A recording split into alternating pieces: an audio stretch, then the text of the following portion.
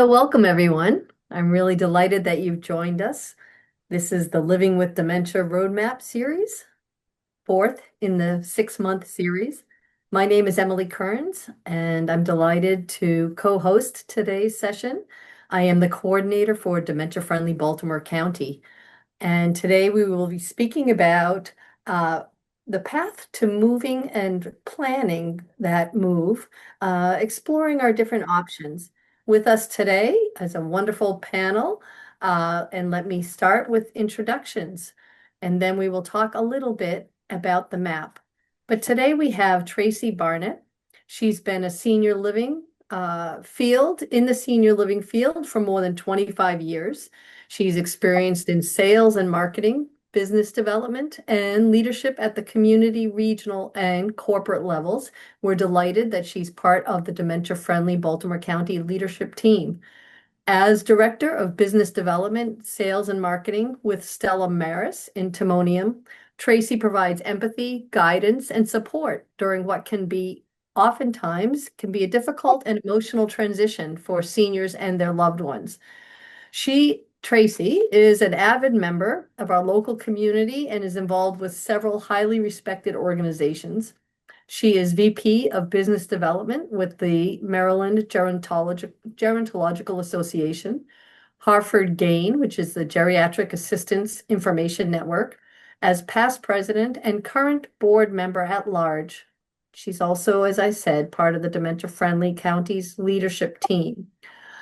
Tracy believes that aging is a gift and feels privileged to serve alongside those who support both seniors and their care partners. Tracy's able to draw upon her years of both personal and professional experience and training to connect those in need with the right resource at the right time. So welcome, Tracy. Tracy is co-presenting with Lisa Clerman. Welcome, Lisa. Lisa currently works at Edenwald Senior Living in Towson as the Memory Care Resource Coordinator. She provides services to residents ranging from brain health, wellness, to mild cognitive impairment, to dementia through the end stages. Lisa also is a really crucial member of our Dementia-Friendly Baltimore County leadership team. She is a University of Maryland graduate with her bachelor's in science in recreation with a therapeutic recreation focus. And she was among the first group of professionals to receive a national certification as a therapeutic recreation specialist. She discovered that memory and dementia care was her niche, and she pursued specialized certifications in many areas specific to elders with dementia. Welcome, Lisa. We're so proud to have you both with us. As I said, this is the fourth in the 6-month series of Living Well with Dementia. We're welcoming all of you. And in case any of you have to leave early, we want to say that our next one will be held on September 11th, wherein we will explore end-of-life options. So if you look at the map, you will see that this is a representation of a dementia journey with different benches along the way. And these benches represent choice points, transition points, wherein the care partner and the person living with dementia usually have to rest, look up, assess their situation, and access resources to, understand their options for the next step along this dementia path or dementia journey. So we have this in hard copy if you want to reach out to our office later. We also have it in a digital form. We are working on a booklet that will accompany this. And so without further ado, I welcome our two specialists and our leadership team members. Tracy, we'll start with you, and thank you again for being with us. Oh, thank you. We are so happy to be here. I want to thank everybody for taking time out of their day to join us. Emily, you did a great job of showing the map, and we are currently on bench number 3. So today we'll be talking about community living options. Is a move necessary? Have we explored in-home options? What other options are there? And how do you make this decision? How do you know that it's time? So Lisa and I will be talking with you all today about that. We can go to the next slide.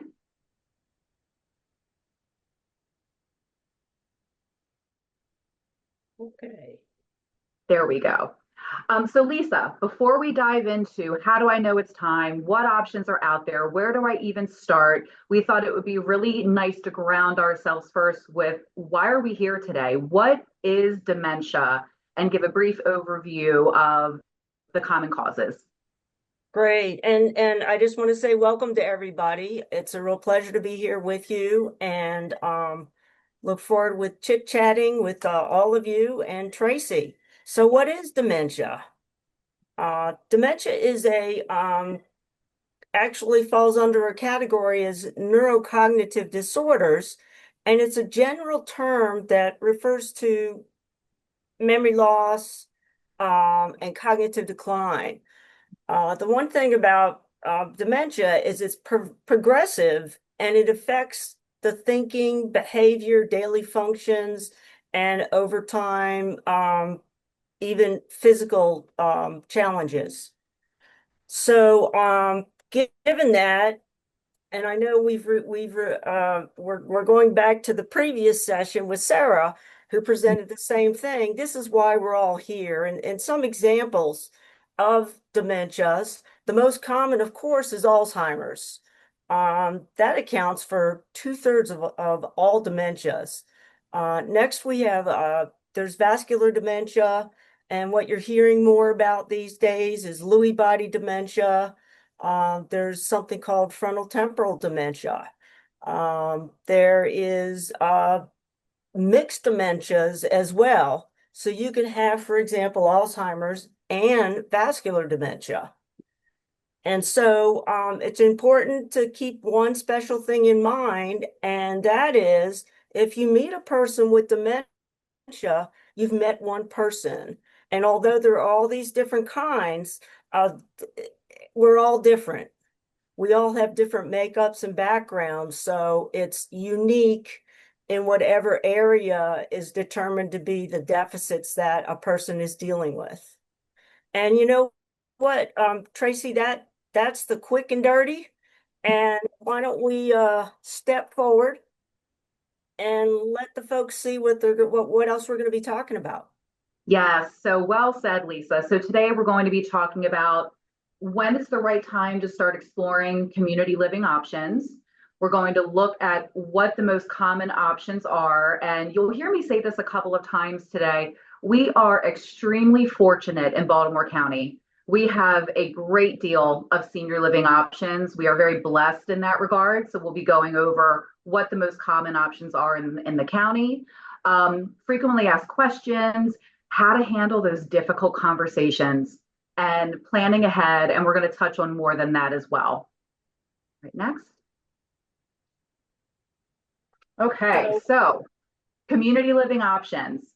So we're going to start by talking about some of these communities that you may drive by when you're going to the grocery store.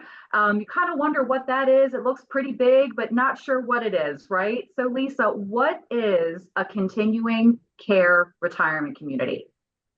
Well, I have to tell you, it can be a little bit confusing. One that I saw, I thought was an apartment building, an office building. And then it wasn't until I applied for a position at this location, I found out it was a continuous retirement community, which is now focused on life plan communities. And let me call life plan communities. Let me briefly explain that. Continuous retirement communities tended to focus on needs that people have, taking care of you. But it's a lot more than that in the CCRCs or the life plan communities because the essence of it is about health and welfare of the people who come. It's an active community. There's a lot of interactions that staff have with residents, especially in the planning, a lot of have like a resident association and they make all the decisions of what kinds of activities, what trips to do. There's a wellness component, and typically you have a wellness manager in a continuous retirement community. And the idea is we want to be sure in a continuous retirement community that you live your best life. And that's the purpose. And that's why the change is. It's a life plan to live your best life. However, if something happens and you need a little bit of support, there's going to be an assisted living component there. If somebody falls and needs a rehab, typically there's a short-term rehab there. And aging in place is a concept. So down the road, if someone reaches that point where they need some skilled nursing supports, that's available as well. But let me backtrack. Before the CCRCs, the starting point there is independent living. And there are actually communities, I've seen them as low as ages 50 plus, ages 55 plus, ages 60 plus, and ages 65 plus. But those communities are designed for active seniors. Now, some of those facilities might have access to case managers, but that may not be the case. So that's really where you start with living options, is that independent living, stepping into the life plan communities. And then you have assisted living. But even assisted living is unique in and of itself. You have what's called the standalone assisted livings, where the building, that's all they do. You have a community that might have independent apartments, but they also have a component for assisted living. But that's all they offer. And the nice thing about assisted living, you get your 3 square meals a day. If you don't want to bother, I knew a man, I have to tell you this. I knew a gentleman who was in an assisted living because his wife had passed away. This guy didn't want to bother cooking. I mean, as soon as that happened, he was in a community that had both independent and assisted living. And he just said, hey, knocked on the door. I want to move because I want you to cook for me. I want you to clean for me. And he was very independent. He still drove, but he wanted those supports that you can get in an assisted living. I love it. Yeah, they're typically active. And you know what, Tracy, assisted living sometimes is scary. People are like, oh, no way, not an assisted living. I don't need assistance. But the reality is, if you have minor things that are kind of causing struggles in the apartment, it's such a better quality of life to make that move. Absolutely. You get to focus on what you can do and what activities you would enjoy doing. So those are kind of areas that I know quite a bit about. But I'm going to pass the ball to you, Tracy, because you really know about these nursing facilities. Sure. Thank you. And, I was just thinking to myself, one of the wonderful things about assisted living, even long-term care, is the goal is to keep you as independent as possible. So while you're in an environment that's called assisted living, which may just in name alone make you feel that you're giving up independence, the goal is to keep you healthy, independent for as long as possible. And I think that your story says it so well, that if there are things that you know about yourself, or if it's about your loved one that are challenging, cooking 3 meals a day, that's a lot. If you know that that's something about yourself that you really don't want to do, you don't want to have to go to the store, you don't want to have to lug the groceries in, you don't want to have to deal with the meal prep, that's hard for you, that's something that would be a great reason to go into either a retirement community, a CCRC, even assisted living. Allow someone else to help you with the hard things so that you can focus on maintaining your independence for as long as possible. I do think, and Lisa, I know that you and I have talked about this, we focus a great deal on the things that are becoming hard as we age, those deficits. But living in a community does not mean that you're no longer independent and able to do things. We're just here to help you with the things that are becoming hard, so that's something we're both very passionate about. Right. So let's talk a bit about when the time comes where maybe even the assisted living environment, we're actually going to go back to the other slide. Thank you. Where even sometimes as we age in place, the assisted living environment may not be able to accommodate our medical needs any longer, especially with a dementia diagnosis. So it could be that I'm aging with Alzheimer's disease and I've started to wander a bit and I don't necessarily know how to get back to where I was. Maybe as I'm aging, I need hands-on assistance to help me with dressing, with bathing, my activities of daily living now that I've aged to that point. And that's really where a long-term care facility comes into play. So residents in what is traditionally called a nursing home need total care. So these are folks aging with needs that require hands-on support. So in addition to 3 meals a day and housekeeping and all the wonderful things that a CCRC or an independent living or an assisted living would provide, this is a very high level of hands-on care. I will say one of the great things about, especially in Baltimore County, is assisted livings have come a very long way and are able to provide a great deal of care in place, which is exactly what we want to see. We want to see seniors aging in place for as long as possible. So taking into account community living options is really important to understand, and we're going to talk about this more in a little bit. What are some of the reasons why I would need to move through this continuum? So again, when you think about long-term care, it's really the highest level of hands-on support in a community living setting. You know what, Tracy? Along those lines, what I find a lot in talking with folks is they feel with the long-term care, it's so hard to work with, but when you move someone into that setting, especially about dementia, the staff, people are trained and they know all the tricks and ways of promoting the most independence as possible and helping people through those activities of daily living in a positive manner. Right. And that's a hard thing. You get to a point where you love somebody, you don't want to let them go, so you don't want to put them in that skilled nursing facility. But at that point, I get to be my daughter. I get to be my dad's daughter again, and it's Exactly. almost a relief. So that's something I love about nursing home placements and people with dementia. That's so well said, Lisa. And many moons ago, I met with a daughter who, like me, only daughter, was really the sole decision maker for her mom. And I'll never forget, she sat in my office and just burst out crying and said, I can't believe I'm doing this. I promised her that I would never, and she used this phrase, put her somewhere. I promised that I would take care of her. And I looked at her and I said, as gently as I could, this is you taking care of her. And I let that sit for a moment.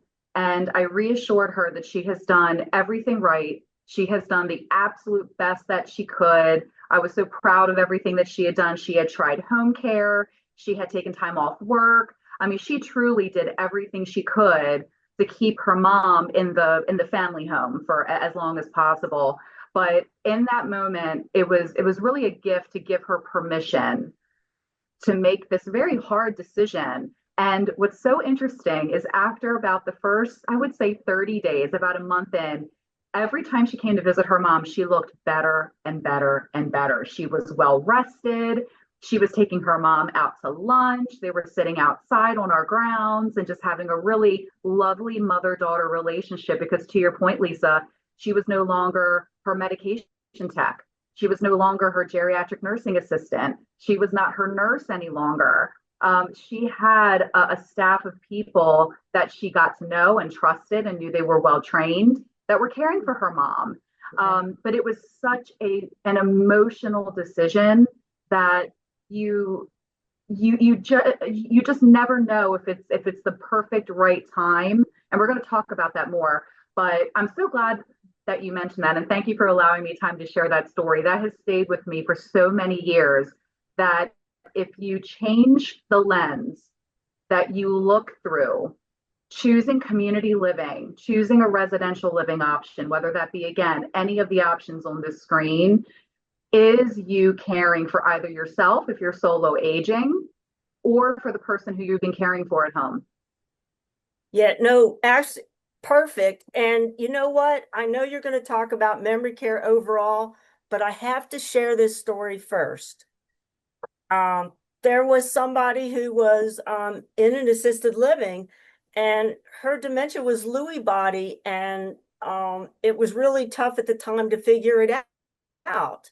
And where she was living, they were just not able to manage her behaviors because with Lewy bodies, you can have a lot of delusions or hallucinations, Or and she would hallucinate looking at lights, and she would say she was talking to her children, and this untrained, they weren't in a memory care, didn't know quite how to manage that, and the family um, decided that, well, maybe we need to move her to memory care. And so with the specialized care, um, we let her talk to the lights. In fact, it was all about that, that thing, quality of life. And yes, it didn't matter. It's so what? In fact, we were right there with her, and we'd say, "So how's Sally doing today?" "Well, she's okay, but we're still talking." And right. it was such a different perspective because memory care is so unique. And That's I'm going to let you take it from there. Oh, what you just said was a perfect example of person-centered care, Yeah.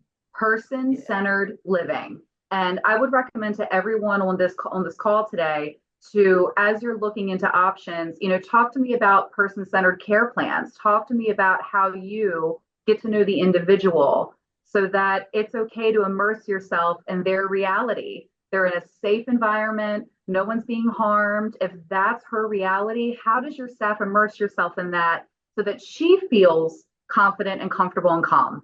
So I think that was such a timely story. So, memory care, what I really want to mention is memory care can actually be a component in almost all of these options on the screen. So, as you're looking into residential living options as you age yourself, or again, if you're caring for somebody with a dementia diagnosis, we're going to get into the details of questions to ask that we would recommend, but that is a crucial one. There are standalone memory care communities that are safe and secured with courtyards and outdoor spaces. There are memory care units or neighborhoods within assisted living environments, like Lisa said. And very often, they're also found in a continuing care retirement community setting and the long term care nursing home setting. So we kept that as a category in and of itself because it often spans the full continuum, which is really wonderful. Again, we're very fortunate in Baltimore County to have so many options. We're going to go to the next slide.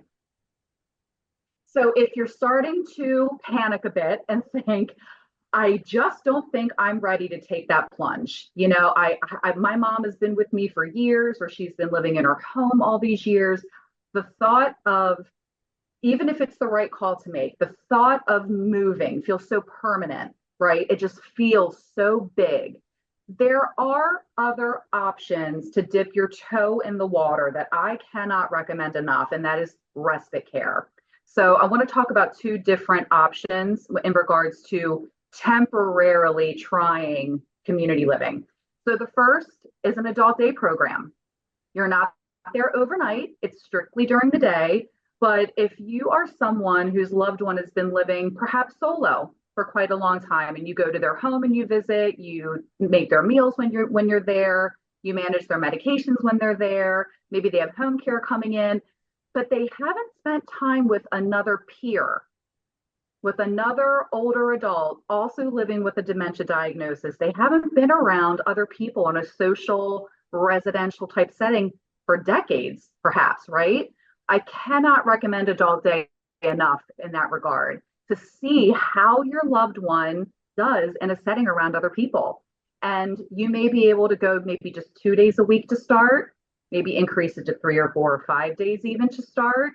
And it's a wonderful opportunity to see how they do. And I want to share a very brief story with you about a friend of mine. A number of years ago, his stepmom reached out to me and said, My husband's been diagnosed with Alzheimer's disease and we have him home. And so far, so good. We have, somebody from a home health care agency is coming in so I can run errands and go to the store and get my hair done and things like that. But it just isn't enough anymore. And I don't know what to do. So I highly recommended adult daycare for him. And she said, he's chatty, but I don't know. He hasn't really been around people our age besides me, his spouse, in so long. So she started off in an adult day center for him 2 days a week. He was essentially the mayor of that adult day center. He was thriving around other people. So she increased it to 3 days a week. And then she called me and said he's going 5 days a week. He was considered a full-time member of the adult day center. Went there for about a year, very successful. She called me and said, I think it might be time to start looking into maybe assisted living. He's starting to get up in the middle of the night. He's starting to look for the car keys. He's looking for his wallet. So I walked her through those next steps. But the really wonderful message of this story is that she was able to baby step, so to speak, dip her toe in the water of options without feeling like I'm just not ready to place him in a community living option yet. He is now living in an assisted living community, absolutely thriving. They have a lovely marriage. She's able to see him as often as she wants. They see the grandkids. It's just a really beautiful story of trying different care options to see what works for you. So respite in and of itself is something temporary. And I do want to mention that you can trial a respite stay in an assisted living environment. It's also often offered in nursing homes as well. Some have a 30-day minimum, some are 14 days, some are 7 days. But that's another really great option to see how your loved one does overnight. So for an extended period of time. But again, it's still temporary. So it offers you a break as the caregiver, which is immensely important. But again, it also gives you a chance to see how they did in that environment. Wow, Tracy. That I'm still stuck on that adult day program. What Yeah. a What a gift. fantastic example. Yeah. What a gift. Yeah. And, it can just feel so overwhelming to make a big decision as a care partner that feels permanent. So I'm someone that likes to, well, let me try this. Okay, that feels good. So now let's try this and sort of baby step your way into a decision that feels really good. So we can go over to the next slide, but I can't recommend respite care and looking into adult day centers enough. It's a great first step. Yeah. But you know what? You just said it. It's hard to make a decision. And when you have a loved one and it's not working at home and home health is not working anymore, it's tough. And so I know you and I talked a little bit about, what are some areas that you need to consider? And, there's two sides to that. And we're going to start with the care partners as the first side, because care partners are so devoted and work so hard for that individual they're supporting, but you need to ask yourself some questions. It's real important that as a care partner, you don't neglect your health and wellness. And one example is household chores, something that simple. It looked like my office actually maybe a couple weeks ago where I felt like a bomb blew up. I couldn't find my floor because I was doing so many things. But if you're doing so much time supporting your loved one that you're neglecting getting the dishes done regularly, cleaning, the dust bunnies are running after you, those kinds of things. You need to take a second look. And another thing is managing meds. Mm. I'm sure all of us have routines if we have to take medications, but I'm about to go take my medicine, and say my husband called me and said I need help right now.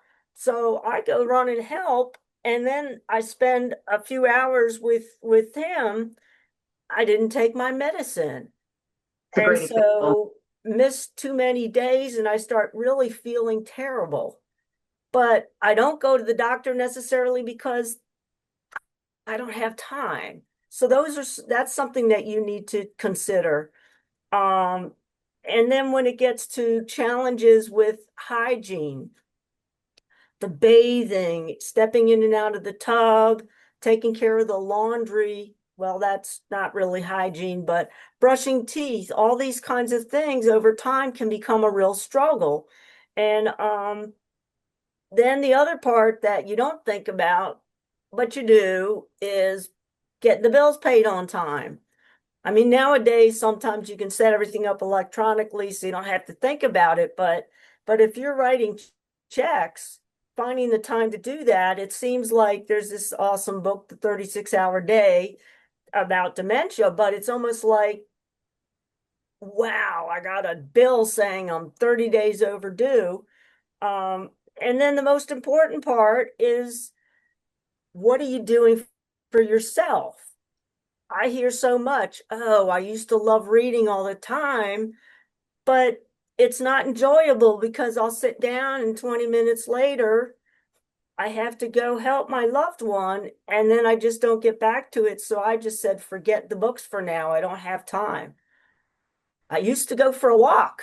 Walks are good, healthy, important, but I haven't been able to do that for over a year now because I can't leave this person. And if I take this person with me, I can't get my rigorous walk going. So we make a lot of adjustments in our lives as a partner, helping the individual. And so if we look at the other end of it, the individual, well, there's a statement I heard I heard from a internationally known trainer, Teepa Snow, and she says they're doing the best they can. And that is so true, that they do the best they can, and we do the best they can. So that's where the other end of it, hygiene, needing more time. Um, your loved one might used to maybe eat breakfast really quick, and now it's taking 2 hours. And they're doing the best they can, and you're allowing them to go at their pace, what works for them, but that's an adjustment. And in the early stages, let's face it, Tracy, in the early stages, people know they're having trouble with memory. They know they're declining, and sometimes, or maybe more than sometimes, who do they take it out on? Yeah. Their care partner. So Yeah. that's they're hurting, they're struggling, and so that's where conversations can get a little bit short. So there's a bigger list we have here, but overall, those considerations, difficulty driving, you know what? You can have dementia and maybe you shouldn't be driving, and you can get in your car and go take off and go to the grocery store. It's fine. But what could happen is you come out of the grocery store, you find your car, no problem. You get out, and when you get on the street, you always are supposed to turn right to get home, which is only 4 blocks away, but you forget which way and you turn left. So now you come home 2.5 hours later. That's a concern with driving, because in the early stages, there might just be short periods of confusion as opposed to confused all the time. So there's a lot to explore with community living options well in advance, because these things that I just talked about that's on this list, they add up pretty quick and we don't often realize it. Yeah. It is so true, Lisa. And there's one bullet here that really jumps out at me, and it can be phrased in a number of ways, but it's, do you feel safe by yourself? And I think the flip side of that is, do I feel comfortable leaving my loved one by themselves?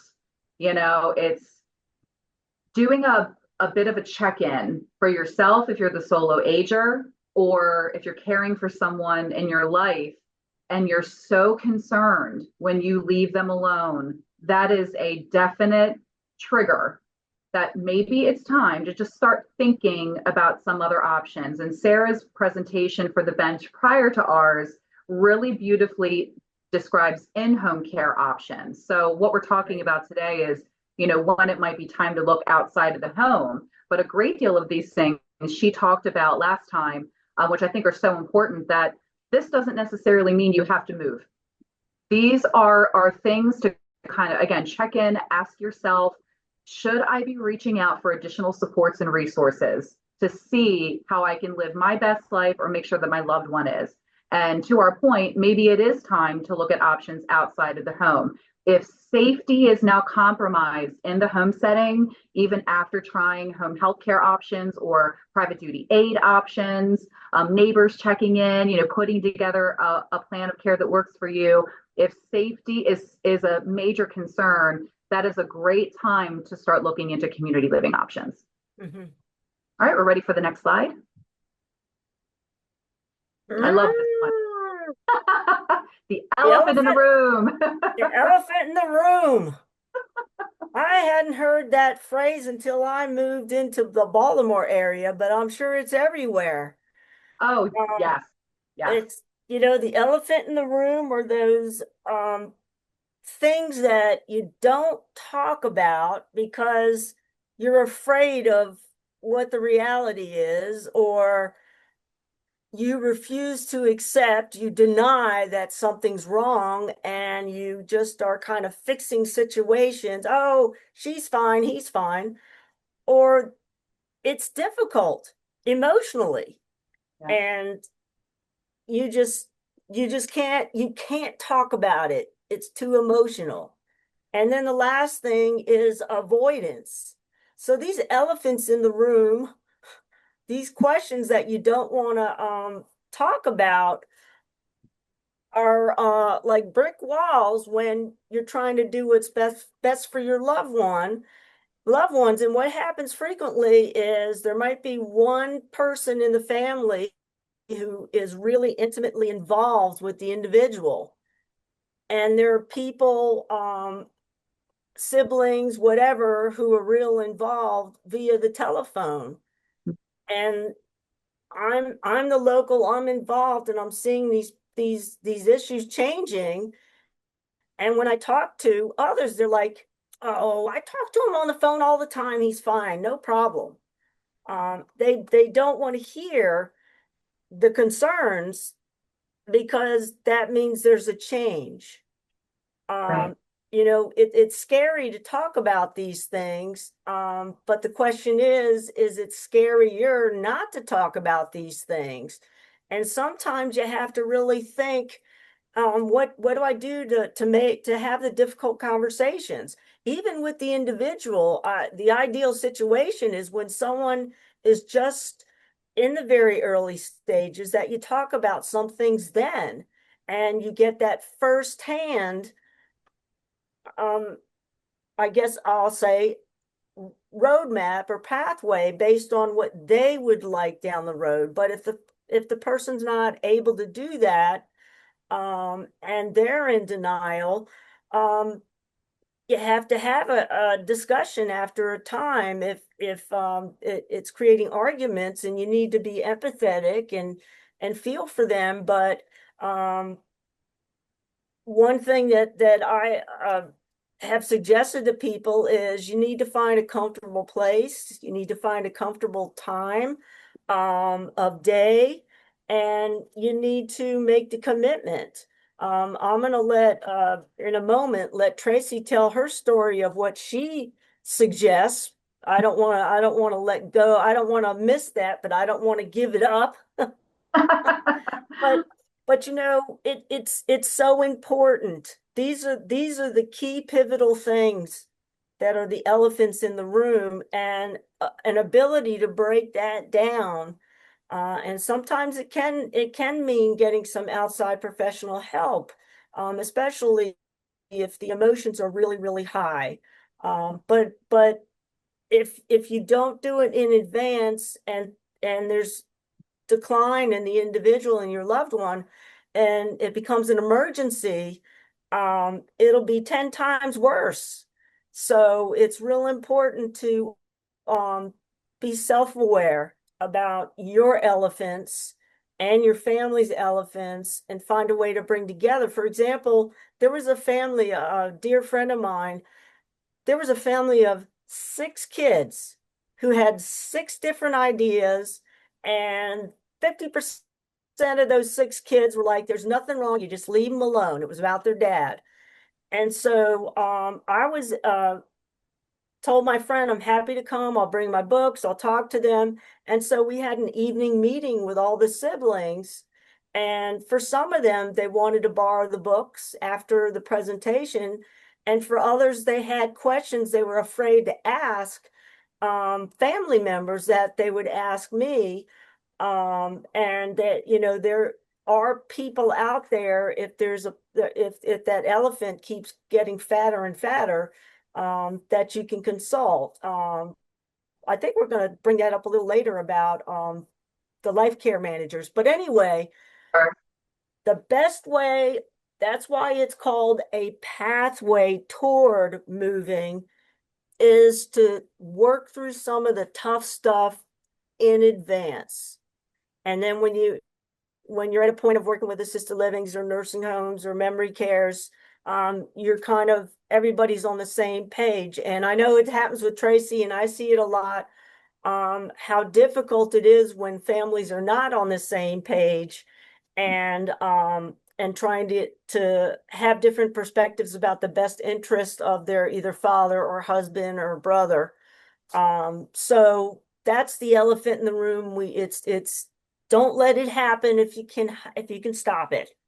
And I'm passing it to you, Tracy. So we can go to the next slide. And what's so beneficial, I'm trying hard to find a silver lining, right? So this is a very challenging. I'm interrupting you. You've got to tell your story. You got to briefly tell them what you think, what you know, what you tell people is a good way to get a conversation out. Short period. Oh, I will. Oh, I definitely will. Okay. So what I was just thinking before I lose it, right? I don't want to lose my little idea here is emergencies happen, right? In a perfect world, we would follow this beautiful map and this pathway. We might skip benches because we don't need certain ones. Everyone ages very differently. Like Lisa said, when you meet one person with dementia, you've met one person with dementia. Everyone's journey is different. However, emergencies happen. A fall, an illness, and it's something unexpected happens where your loved one or even you yourself are now in the hospital, or perhaps you need short-term rehab before you can return home. And my biggest piece of advice is take advantage of that emergency. That is your opportunity to breathe and pause, revisit your pathway, look at the options that you've hopefully had at least a little bit of exposure to. If you're here today, you're doing a great job already of seeing what options are out there. If an emergency happens, do your best to look at that as a gift. It's a very odd way of looking at it, I know, but it does give you the benefit of the pause. Being able to look and say, okay, this thing has happened. Mom's in the hospital. They're recommending subacute rehab. The average stay is generally anywhere from 14 to 28 days, give or take, depending on the medical issue in place. That may be the eye opener if you have other family members that have been very resistive to the conversation. So I just highly recommend, piggybacking on what Lisa said, to take advantage of those challenging times to use it as a segue for the conversation. So speaking of, so what Lisa's referencing is, and I really hope my mom has not joined this call from home because I'm talking about her now. So one of the things in my family that has come up many times over the years is whenever I try to bring up planning for the future, goals of care, end of life care, safety, all these what if questions, I generally get, oh, I don't want to talk about that. We're having such a good day. Why do you always bring these things up? Come on, I don't want to talk about that. So my favorite thing to do is to talk with my mom in the car when she is the passenger in the car with me. And unless she wants something catastrophic to happen, she doesn't open the door, right? So when you're in the car, I have found you can be a bit vulnerable You're generally not making direct eye contact because you're looking out the windows. You're on a little scenic drive. She and I love to do that. And it's a very organic moment to talk. Mom, I heard that so-and-so up the street just moved into an assisted living community. Her daughter seems to love it. She's doing really well there. What do you think about that? Have you ever thought about that? And just sort of see what they say. It doesn't have to be as formal as a sit down meeting where some of that armor tends to go up sometimes and everyone is sort of inherently getting defensive. Again, like Lisa said, she's fine. I talk to her all the time. She's great. What do you mean? Why are we talking about this? Finding little moments to just sort of bring up some potentially, maybe, have you ever thought about this? To see what your loved one says. And she and I have had some really wonderful conversations about goals of care in the car, that if I tried to have that conversation at home, sitting on the sofa, facing each other in the living room, it just did not happen. And that may not work for everybody, but again, it doesn't always have to be extremely formalized. But I do love that about use the car to your advantage if you're able to. Some of the other things I've heard through the years, and again, these are just examples. I promised my mom I'd never move her out of her home. And I did reference this a little bit earlier, but now she's not safe. I can't be there 24/7. We've tried home care. It's just not working for us, but I promised that I would never do this. What do I do? And there is no one perfect answer to that question, but I gave one example earlier about, reframing how you look at that. Now that the situation has changed, now that safety is a concern, you caring for your mom, you choosing a community living option, that is you making that promise. And while you said, I promise I'll never move you out of your home, what makes home home? Is it the four walls and the roof? Because it might be, but is it the pictures on the walls? Is it the cross-stitch throw that's over the back of the sofa? One of the things that I always recommend to families is think about where your loved one spends most of their day. My grandmother always sat in a certain recliner. She always had a little basket with magazines next to her. She always looked at one particular painting on the wall. And those were focal points that I knew would be really important for her when we made the decision to move her to a nursing home many, many years ago. And when she sat down in that chair and she immediately went to her right for those magazines, they were there.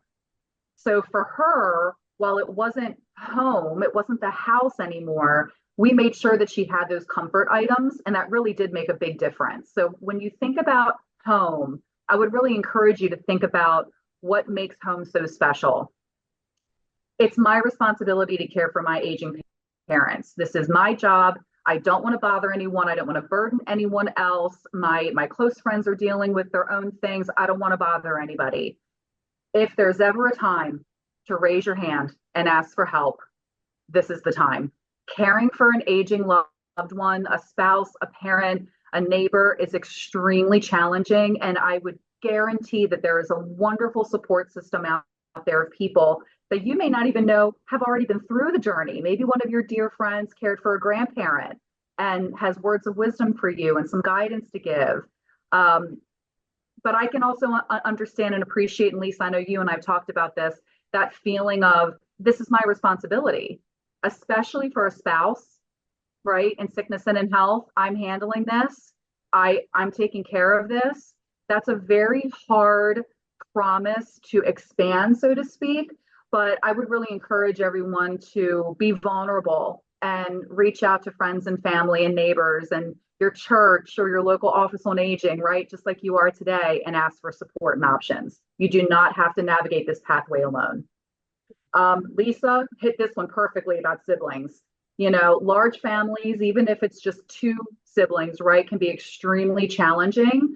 And something that I would very much encourage, and she just referenced this too, is it doesn't have to be the responsibility of the primary caregiver or the oldest child to drive this bus. If there is a member of your church who you really trust, that can be a neutral third party and help sort of navigate the conversation with the family. That's wonderful. Maybe there's a family friend. Like Lisa said, she's been called in to sit with friends and sort of help them navigate. I've gotten that same phone call many, many times. Can you meet us at the hospital? We're trying to figure out what to do, and we're all talking over each other. Can you just come and help us? So I have done that many times. And there are also professionals, aging life care managers, all sorts of folks out there that can help. But again, it doesn't have to necessarily fall to one particular person to drive this bus. It's okay to be vulnerable and ask for assistance. But I know that that was a lot to take in right there, but these are the conversations that I feel are just so hard and really hit the nail on the head of the elephant in the room. And I saw a message pop up in the chat about how helpful it is driving in the car when you're talking to a teenager. I do that with my friends' kids that are now teens and tweens. And they'll say, you know, can you have an Aunt Tracy day with the kids? And I get all the scoop of what they're thinking and feeling because it's a little less intimidating, right? In the car, it just feels kind of good. So I highly recommend that one as maybe a first step. But again, I talked a lot just then, but I'm very passionate about this one. And also give yourself some grace. It is okay for a difficult conversation to go south, but you tried. You made the effort. You took that first step. And if that first go really didn't go well and it only lasted for a few minutes, or maybe someone became upset emotionally, that's okay. We're starting to peel back the layers of vulnerability when that happens. So don't be discouraged if the first try doesn't automatically result in a beautiful solution. Again, this is a winding path, right, Lisa? So we're gonna keep trying different things along the way. So we can go over to the next slide. All right, so planning ahead. Now, me personally, anybody who knows me, I am a planner to a T. I like to play the tape to the end and think about all the different scenarios. I am not a risk taker. I'm not impulsive, but I still found myself challenged in my personal life when it came to having this conversation, as I referenced with my mom. And it actually wasn't until COVID that I finally said, okay, we have to do the thing. We need to sit down with an elder law attorney and have these conversations. And I'm an only child, but just because I'm an only child doesn't mean we shouldn't have it down in writing, what her wishes are, identifying me as her power of attorney, and so on. So when you're thinking about potentially moving into a community living option, the ones we've talked about so far today, assisted living, a skilled nursing home, a continuing care retirement community, even independent living, consider your finances. And it happens every day, Lisa. I know you see it too, where someone says, I have absolutely no idea what my parents' finances look like. We've never talked about that before. So figuring out where you are is really a very crucial first step in looking into community living options. What is your budget? Because maybe the option that you think is right for you isn't within your budget. And that's okay. There are other options out there. So consulting with an elder law attorney is huge to get a good grip on where you are with your finances, assigning and designating a power of attorney, your advance directive, talking about your will, your living will as well, and discussing goals of care. And that is a phrase, and I know, Lisa, you and I talked about this as well. Goals of care is a phrase that's so critical, so important. And talking about death and dying will come up in our series at a later time. But this is a really great opportunity to just, again, very gently start talking about goals of care. And in these documents, some of those things can be put in writing. And I have to say, what a wonderful gift for the family or the care partner to know if the time comes that the person living with dementia is not able to say, I don't want these measures taken. This is something I would not want. When the care partner or caregiver is in a position to make a hard choice, when these documents are already done, they are your voice when you can no longer share your voice. So they're expressing your wishes. So again, planning ahead is a wonderful gift if you're able to do so. And we had mentioned a couple of options that are out there. Consulting with an aging life care manager. They're formerly known as geriatric care managers. And there are also companies that specialize in exploring senior living options. So in addition to doing things organically on your own, there is support out there. We can go over to the next slide. Oh, and actually one other thing I want to mention, everyone in my family tends to be a hoarder. So another wonderful thing is if you're looking at the family home and you're thinking, oh my gosh, where do I even begin?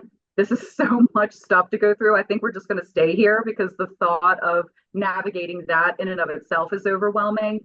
There are move management companies, again, move management companies that can help with downsizing. They can help with, selling off things that you no longer need, antique sales, all sorts of things, or even just helping you navigate all your piles and boxes of things in the basement and the attic and the closets, all the things to help start organizing your life a little bit so that if and when the time comes that you are looking to move into a community environment, you're already a little bit ahead of the game. So you don't have to take that on all by yourself either.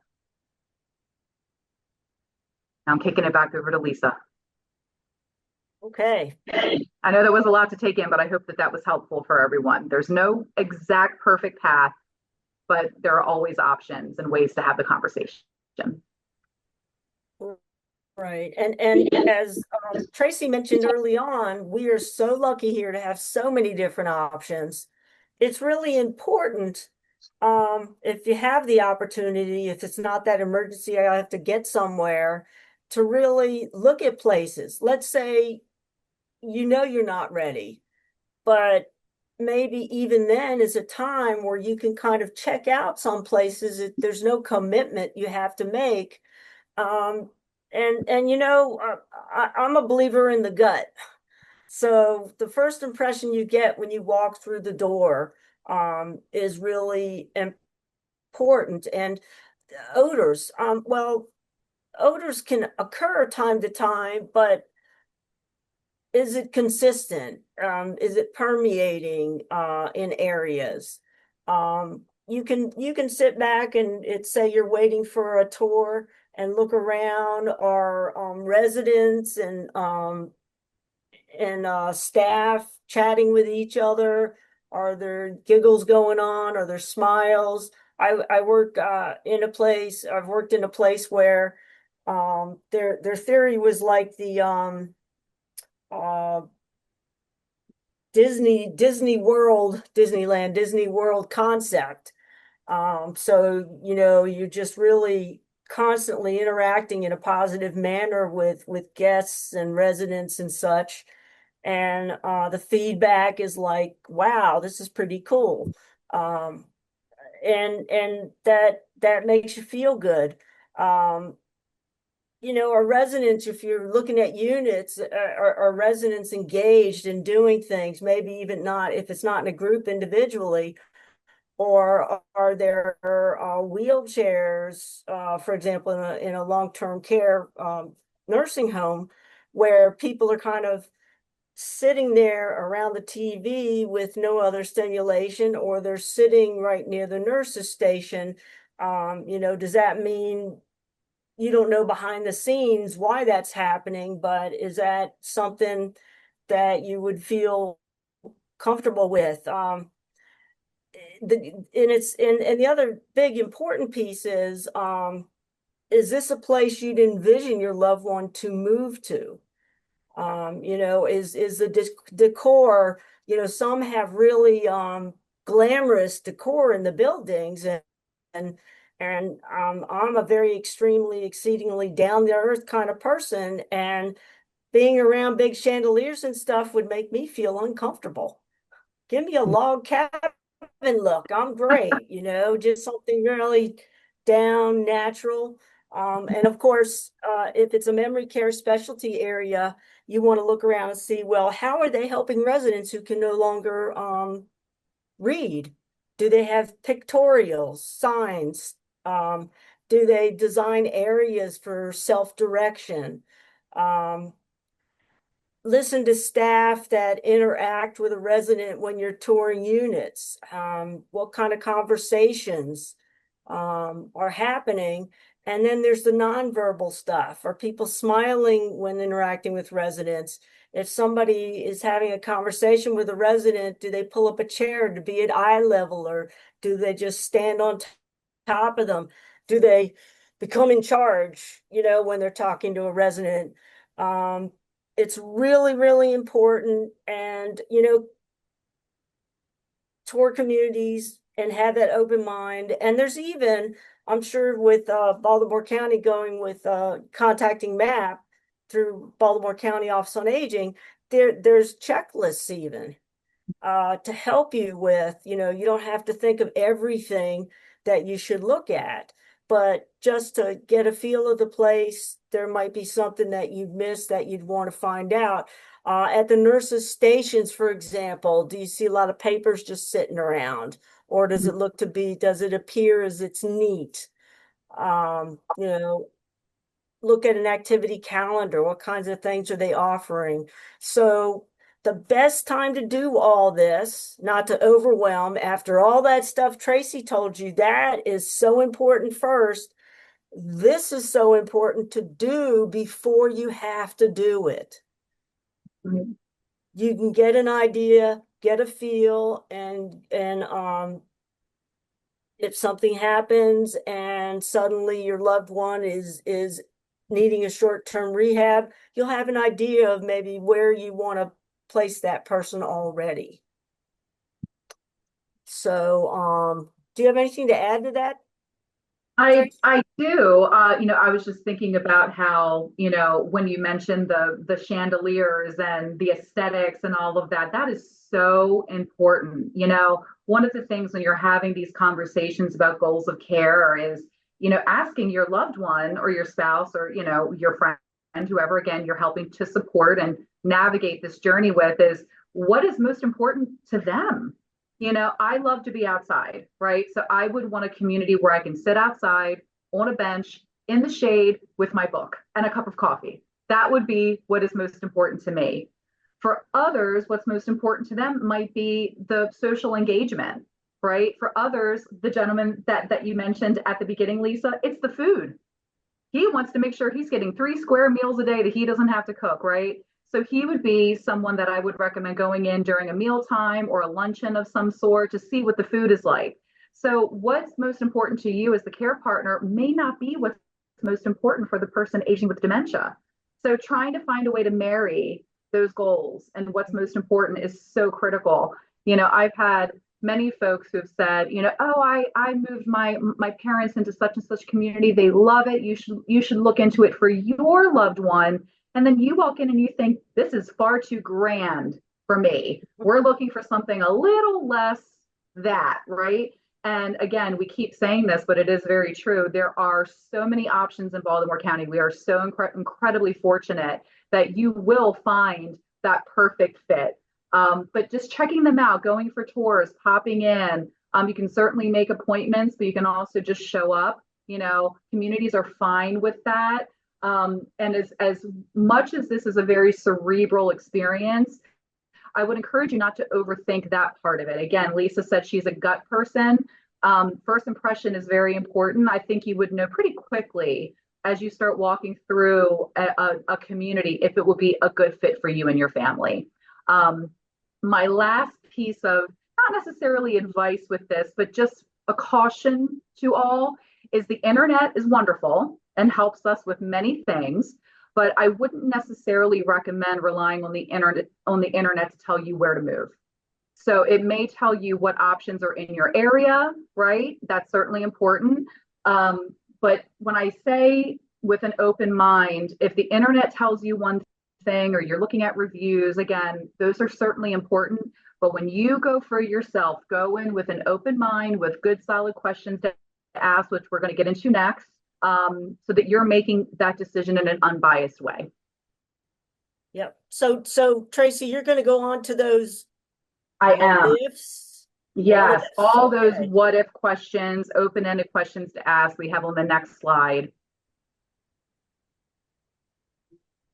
Okay, so we're kind of plowing through this journey now, right? So we've had the challenging conversations, we've had our road trips with our parent, we've gotten through some of these things, and now we're actually going through some of these communities. So you have someone who's a representative at the continuing care retirement community, or the independent living, the assisted living, the memory care. That is your opportunity to ask as many questions as you'd like, right? So they are going to give you a really nice, well-rounded view of their offerings, but I would encourage you to ask a lot of open-ended what-if questions. You know, what's included in my monthly fee? Some communities have a larger deposit due up front. So asking questions about that. Is it refundable? What does that go towards? Is there any circumstance where that would not be refunded? A big one for me is talk to me about emergencies. You know, what happens if the fire alarms go off? What happens if my mom falls? What happens if this, if that? So just asking about common emergencies and how those are handled. Is there an emergency call bell system? And these have come a long way. The call bell system might be a long string with a little pull on the end that's in the bathrooms. They're often also a necklace with a pendant, or even a bracelet these days that you can wear that has a little button that you can press. So asking if those are available, and if they are there any additional fees for those? This is the one that's very emotionally charged, in my opinion.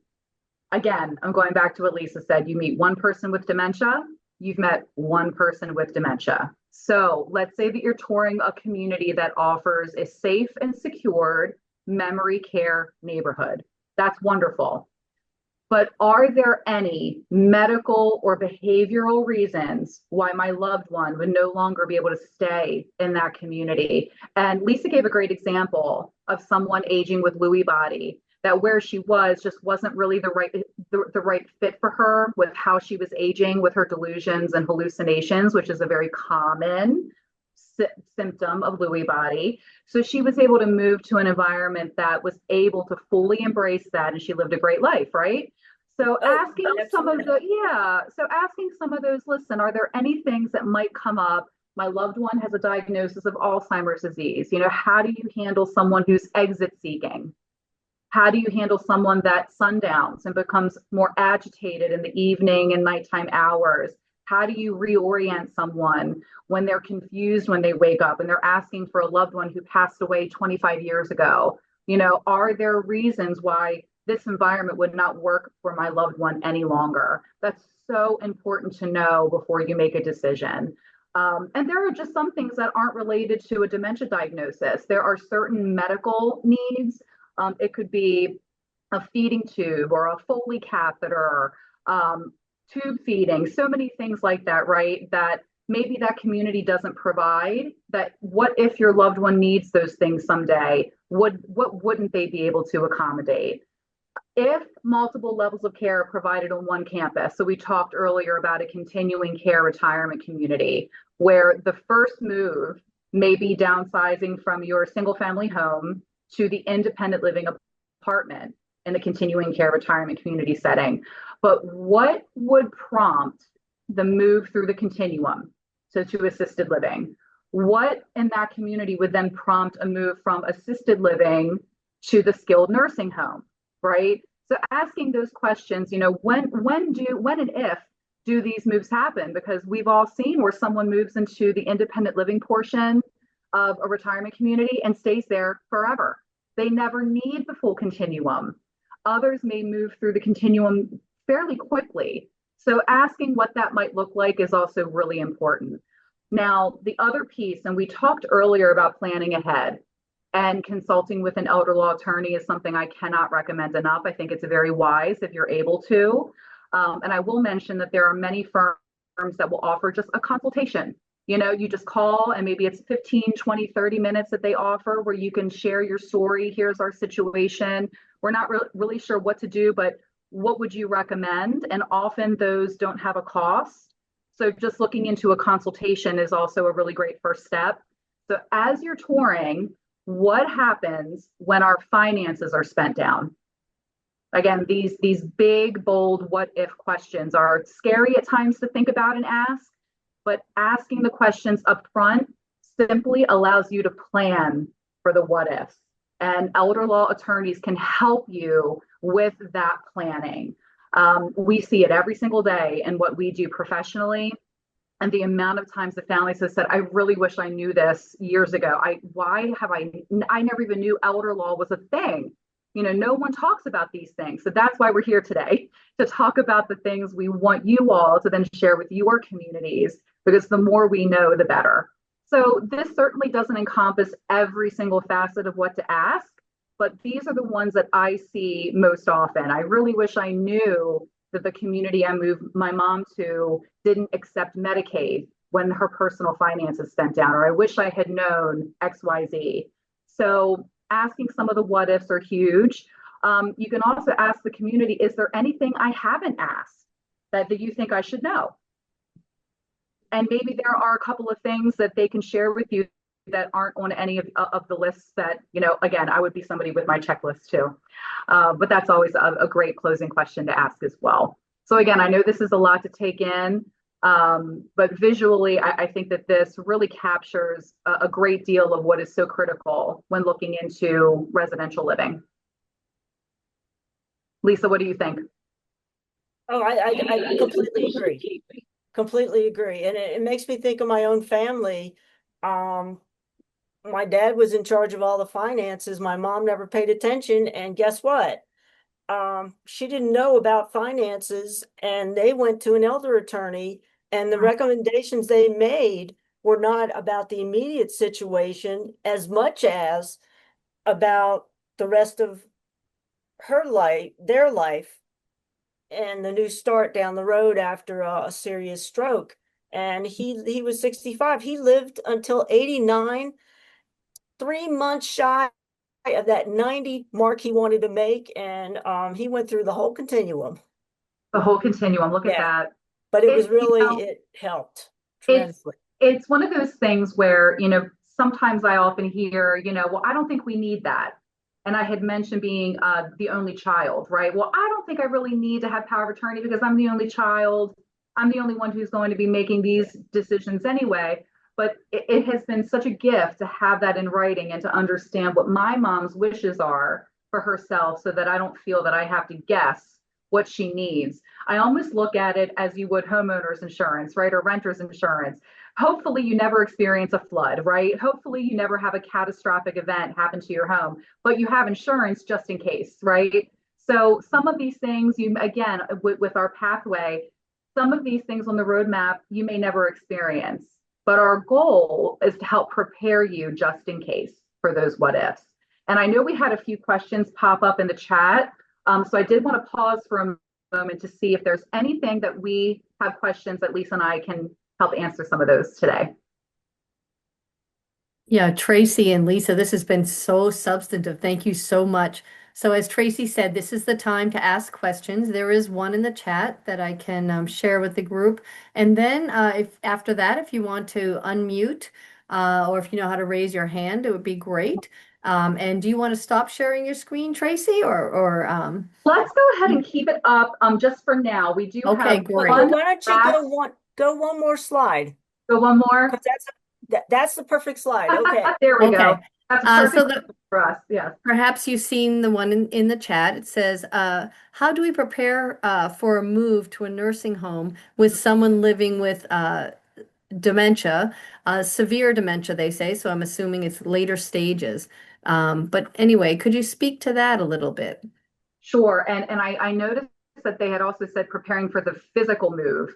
And I really paid attention to that word physical because, you know, sometimes it's a matter of we know that this is the right thing to do. We've looked into our options. We know that the nursing home environment and a safe and secure unit is the right move. But how do we get our loved one there?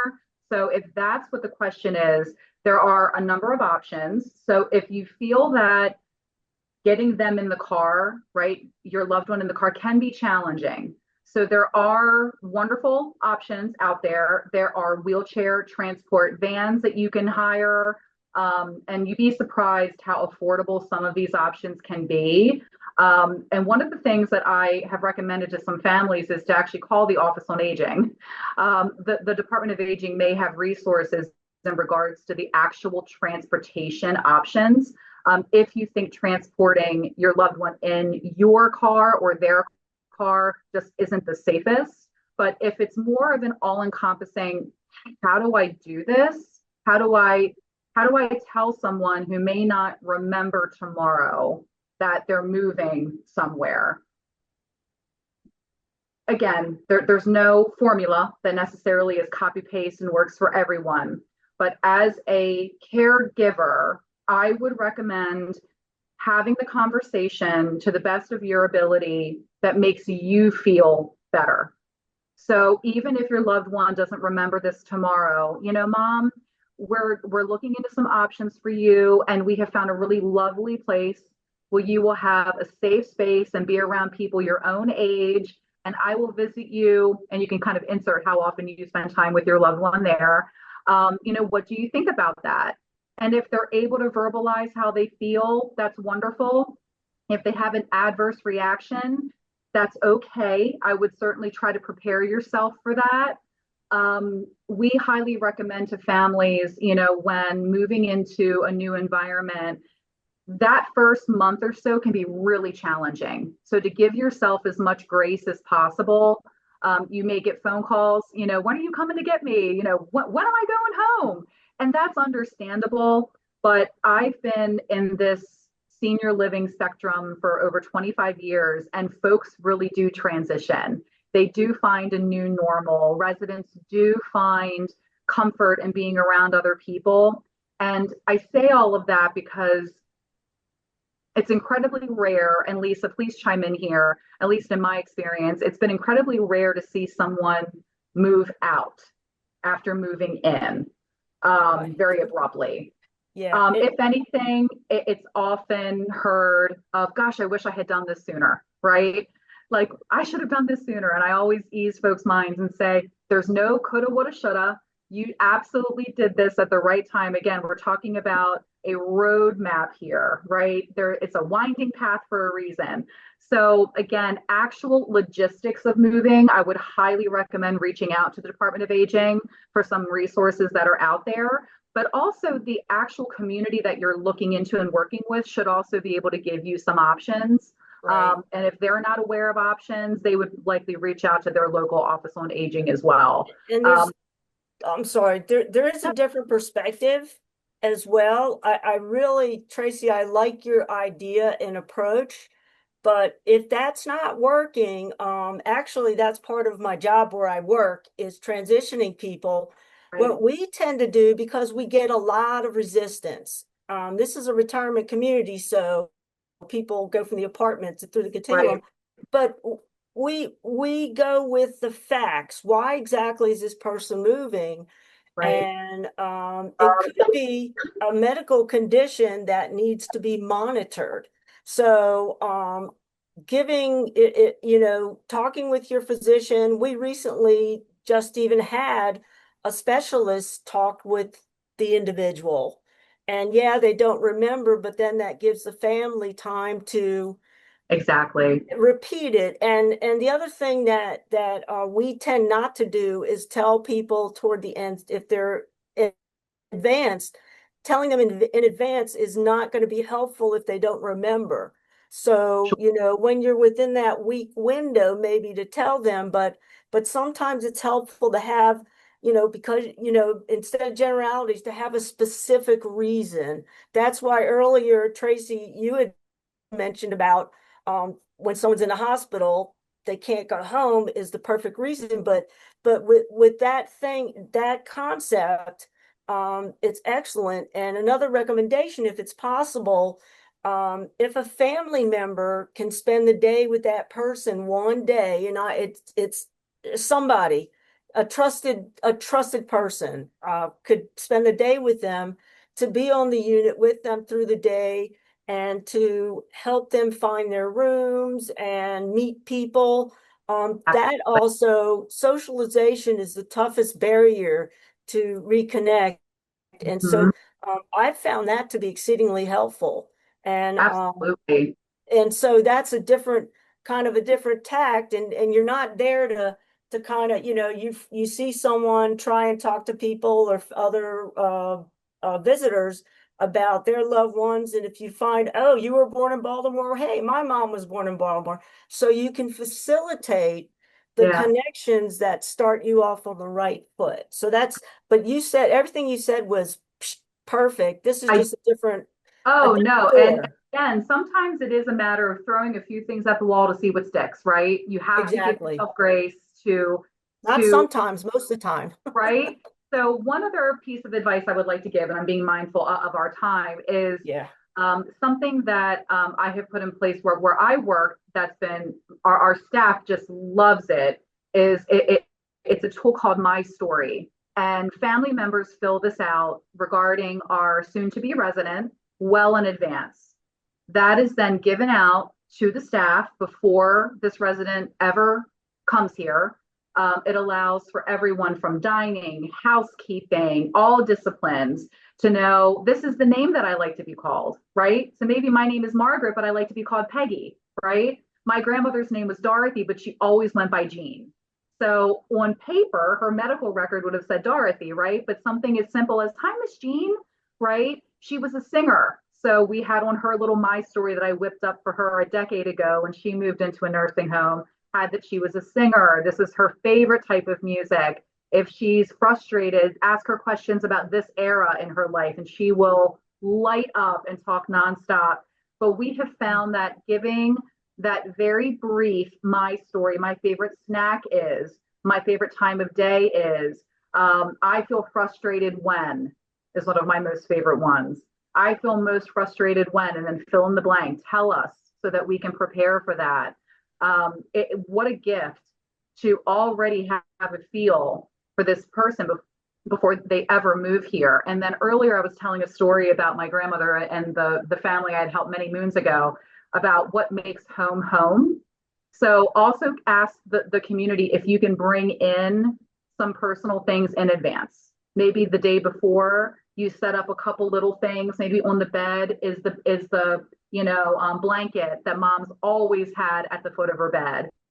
For my grandmother, again, it was that little basket with the magazines in it. So if that person walks into the room that is now their new home, and the first impression is they see these familiar things, what a gift, right? To And see for some people items with that are, oh, that's mine. I know right. that thing is mine. So And visually think about that as well.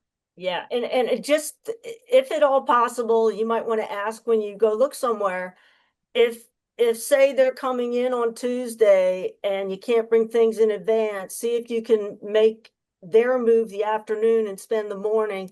We have had, and not my current job, and lots of jobs, had the room completely set up with Yeah, all their preferred things that had meaning to them. So when they walked into the room, it would be, all my stuff is here, set yeah, up. Oh, look, there's the quilt grandma made for you. exactly. What a So gift. yeah, Yeah, yeah, that is a real important piece, if at all possible. At least their home, their room is their home, as right. Tracy mentioned earlier. Mhm. Yep. Yeah. Yeah, there are just so many little things, and we could talk for days, right? So this is just a very abbreviated stepping stone, right, in this journey. So I know that we will very much so encourage folks to reach back out to us at Dementia Friendly if there are any questions, if we can help in any other way, you want to talk about your individual situation. That is what we're here for. We're here to help connect people to the resources and the people to help navigate through all this. And we do have one more slide. Yeah, So as that was the only question. No other questions? yeah, I wanted to see if we had any other. That's the only question in the chat, but I want to, in the remaining 5 minutes, give folks the opportunity to unmute and ask a question if something has emerged for them, or to raise their hand. I can't really see the hand too well with the sharing of the slide, but if you unmute and simply ask your question popcorn style, it would be great. We have 5 minutes. Any I like questions that, or Emily, comments? popcorn style. I like that. Any questions or comments before they finish up? Emily, I'll just jump in. This is Attorney Amy Griboff. And Tracy and Lisa, amazing presentation. Thank you so much. There was a slide when you were talking about other providers that are in the community, like the aging care managers, move managers. I wanted to mention two others that I've worked with are organizers. So maybe somebody isn't Yes. ready to move, but we want to help organize the home because maybe it's, somebody's been living somewhere for 40 years or 50, and we need to start thinking about downsizing it. And the other one is the daily money manager. That's somebody who, if mom or dad or a loved one is unable to maybe is struggling with paying bills, keeping on top of the bills, this person can come in and help with that. So just wanted to share. Thank you. Thanks, Amy. No, thank you so much, Amy. It's so funny that you mentioned the daily money manager. I just recommended that option to one of my colleagues for her mom. And I will, one of the things that I've noticed is if anyone here streams, right, you have your Netflix, you have your this, you have your that. It's so easy to sign up for all these services and subscriptions, and you end up having so many that I've heard actually really lovely stories from daily money managers where they've helped to consolidate all, this is $11 a month, this is 18, this one's 21, and the amount of money being spent when it didn't necessarily need to be is another really wonderful benefit of a daily money manager. So thank you so much, Amy. That was great feedback. Yeah. And even unfortunately, I've had daily money managers find fraud where, Yes. money is seeping out of people's accounts in small amounts or large amounts, and it is fraud. And how great is that to stop that? So thank you. Absolutely. There are so many wonderful resources out there. I'm so happy that you shared that one with us. Thank you very much, Amy, and all of you. Any last comment? Otherwise, Tracy and Lisa will take it away. And just a reminder, before they close, that our next session will be on Thursday, September 11th, and we'll be exploring end-of-life options. And you can find all these recordings on the Baltimore County Department of Aging YouTube station. But please, Lisa and Tracy, you have the last word. Yeah, Thank you. well, this is actually the wrap up, the path, as we called it, path and planning a move.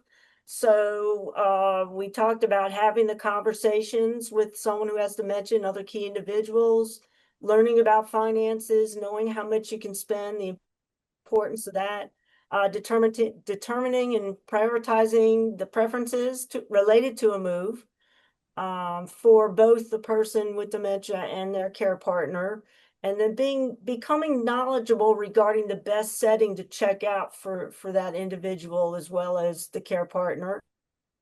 And then finally, touring the location, observe surroundings, your feelings about the place, etc.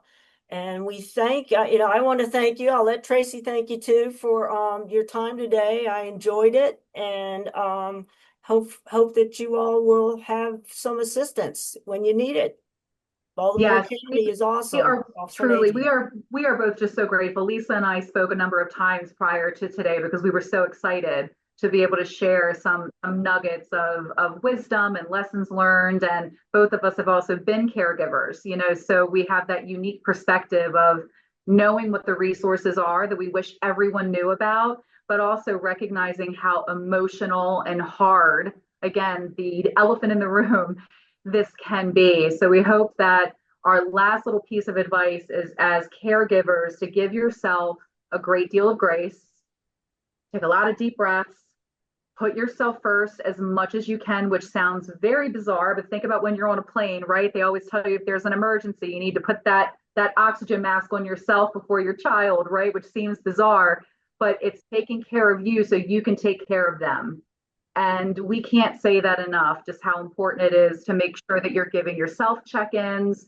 How are you feeling? What resources and supports do you need? And if you don't necessarily have a network or a tribe of people that you can lean on, that's exactly why we are here. So please don't hesitate to reach out to us at Dementia Friendly Baltimore County. We're here to help. Thank you both so much. Thanks everyone for participating today. And again, you can find this and the other programs and the last two on our YouTube channel. And Ethel, thank you. She has put that link in the chat, so you can find that. Thank you and have a wonderful day. Thank you, everyone. Thanks.